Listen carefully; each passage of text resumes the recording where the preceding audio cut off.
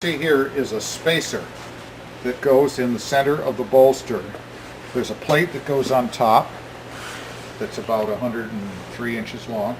Then there's another plate that comes down and goes under and then comes back up. And there are bolts going through them to hold the two plates together, and it forms a kind of a truss which goes across the car. And we'll look at the ones, there's one still on the car, and then there's one that we took off, but it's close to the car. So this is a big spacer. It's cast iron and somewhat fragile, believe it or not, and it had cracked. So Dean welded that this morning so that it's all back in one piece. And what he did, what the bolts are for, is we have already drilled holes in the new piece, and he wanted to make sure that this would fit and wasn't welded crooked, so we just dropped the bolts down through the holes in the piece that he made. He didn't think he could do that, and he was afraid that it would be warped and so forth, but there it is, and it worked. What you see in front of you is the remains of the body bolster, which is the main support on the end of the car that holds the body straight across, and it also is through which the motion of the truck, because the motors are down there, is transmitted to the body, which then of course is transmitted to the couplers that are here so that it can pull the car.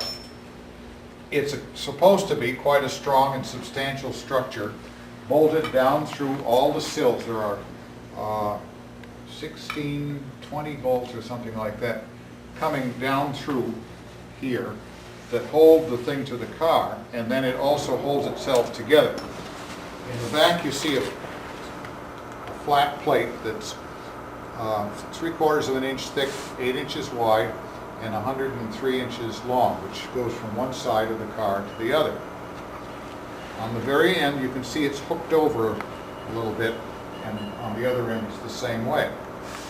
Below that is the lower piece, which is flat on either end for 7 inches, bends down for 34, comes flat across for 17, and then goes back up in reverse of that.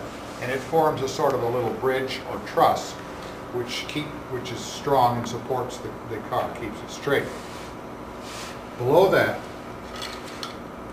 is the center bearing casting, which has a cup that goes down into a likewise one on the truck, and that's what keeps the thing together. We are in the process of making a new one. We bought the steel, and